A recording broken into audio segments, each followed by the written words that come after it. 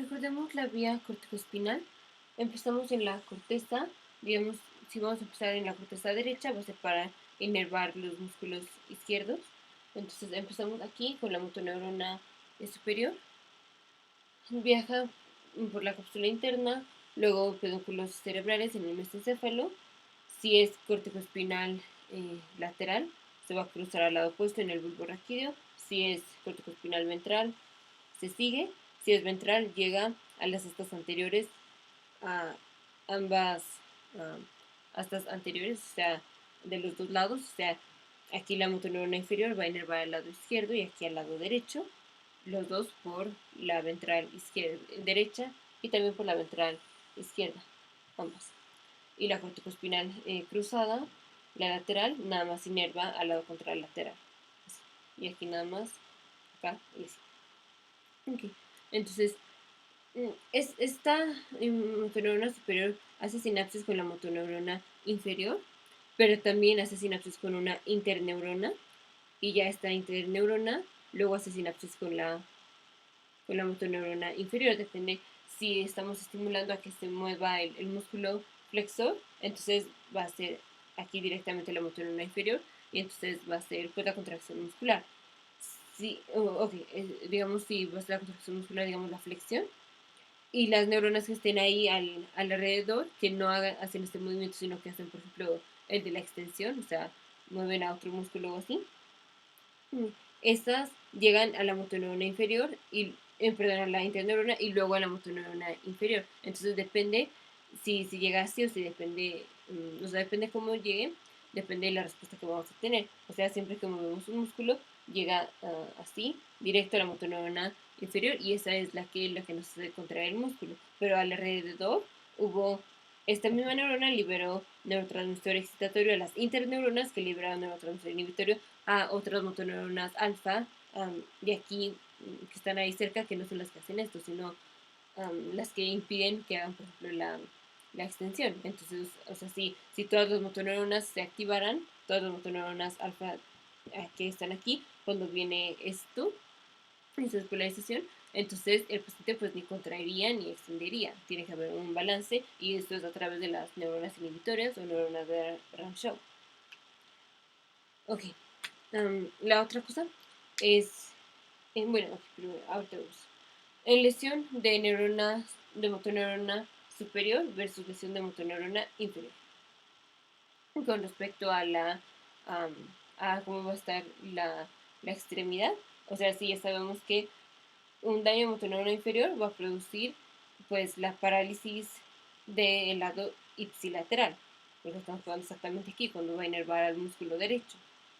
Si es daño motoneurona superior, depende si lo hacemos ya cuando se cruzó o si lo hacemos antes de que se cruce, porque si es ya cuando se cruzó, aquí entonces va a ser una parálisis ipsilateral.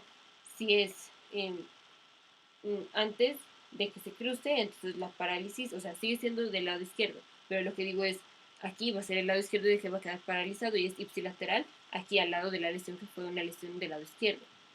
Si la dañamos aquí, entonces es igual el lado izquierdo que va a tener parálisis, pero aquí es el lado izquierdo y el lado afectado fue el lado derecho, entonces es contralateral a la lesión. Pero daño motoneurona superior, ya sea aquí o aquí, siempre se va a presentar igual. Ahora nada más de que si es contralateral o ipsilateral. Pero bueno, entonces tenemos motoneurona superior y motoneurona inferior. Parálisis. La parálisis va a ser espástica en daño motoneurona superior. O sea, el paciente va a estar todo rígido.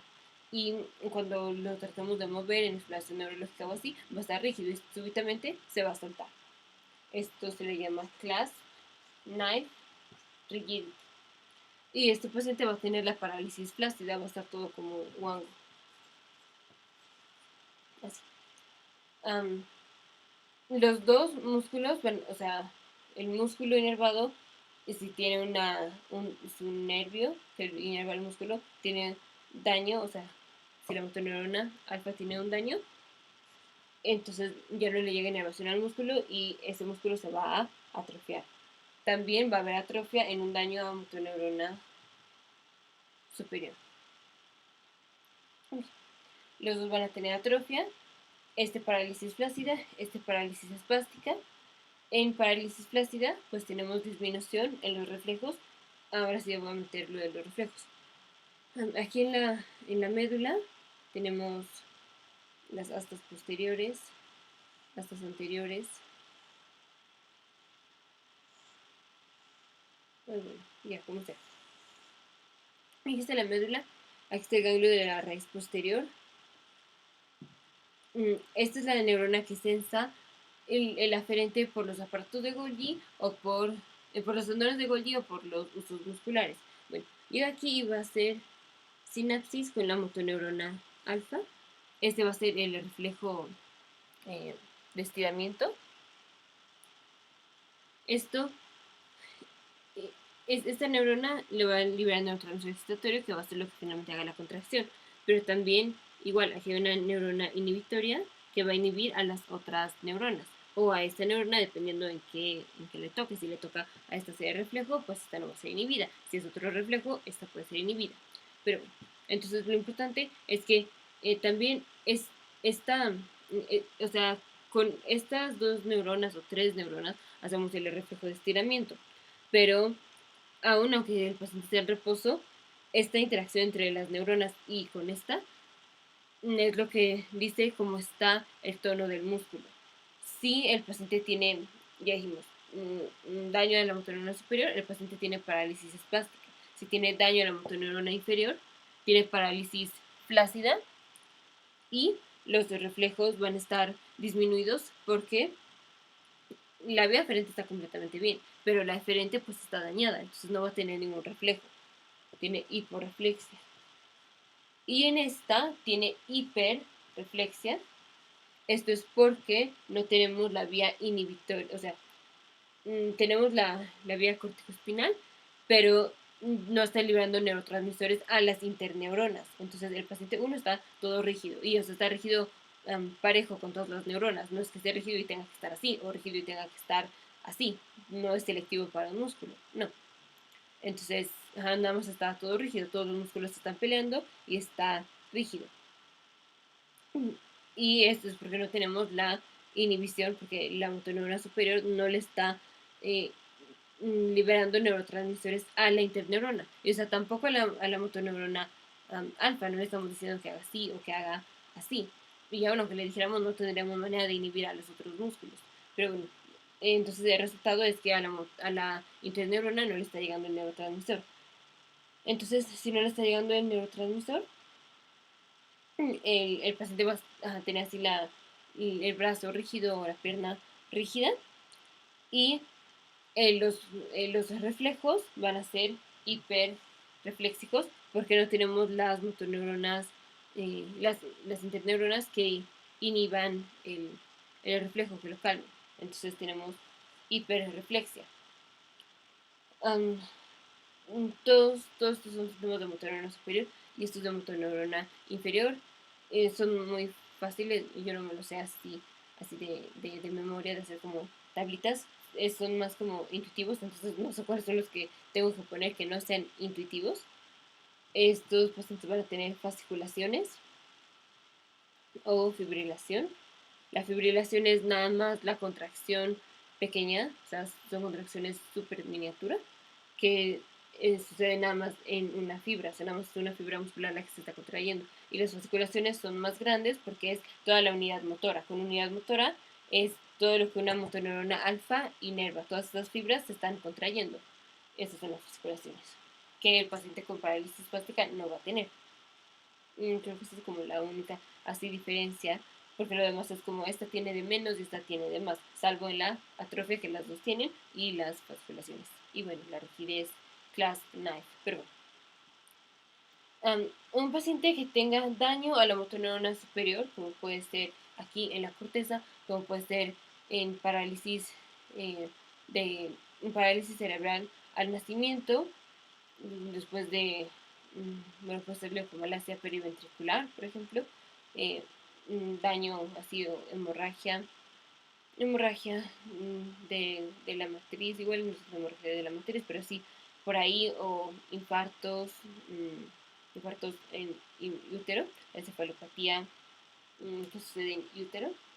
Bueno, esos daños que resultan, o sea, le da a los niños desde que nacen, resultan en daño a la motoneurona superior y el paciente va a estar todo el tiempo, va a estar rígido, va a tener hiperreflexia. El tratamiento va a ser la risotomía dorsal o posterior selectiva, que es, vamos a cortar la raíz posterior. Y vamos a cortar la raíz posterior para que no podamos tener el reflejo. Entonces, el reflejo y el paciente va a tener hiporreflexia. Pero quitamos esto, o sea, porque no vamos a quitar la motoneurona inferior, porque si dañamos la motoneurona inferior, o sea, sí, el paciente ya no va a tener, pues ya no va a tener inervación del músculo, sí se resolvería, pero entonces le generamos una parálisis flácida, entonces ya el paciente ya no va a poder mover el brazo. Entonces, por esto, la que quitamos es la raíz posterior, para que no tengamos el reflejo y el paciente no esté todo el tiempo contraído. Dijimos, este reflejo y la motoneurona superior son los que definen cómo está el tono muscular. Entonces, entonces al paciente le hacemos esta ristotomía y va a tener hiporreflexia, sí, pero preservamos la inervación hacia el músculo. Y estos pacientes, o sea, en general hay que hacérselos pues, desde chiquitos, pero ya obviamente van a haber tenido un periodo en donde todo el tiempo ellos actúan con hiperreflexia. Entonces todos los movimientos que hacen están acostumbrados a hacerlos con la rigidez, con la parálisis plástica que tienen. Entonces cuando les quitamos esto y tienen hiporreflexia, ahora tienen que aprender a hacerlos ya sin la espasticidad, o sea, tienen que volver como a aprender la cosa. Pero pues o sea, es un tratamiento maravilloso, el paciente ya no va a tener esa parálisis espástica. Okay. La otra cosa es, ya, nada más, los síntomas de motoneurona superior, o sea, estos son los síntomas de motoneurona superior, pero un daño a motoneurona superior empieza con los síntomas de motoneurona inferior y es hasta meses, semanas después que ya tiene los síntomas de motoneurona superior. La otra es que daño a la vía corticoespinal o a los síntomas de motoneurona superior pueden producir escoliosis, o sea, toda esta inervación que ya no está funcionando puede producir escoliosis y, escoliosis y patrón restrictivo en el funcionamiento pulmonar.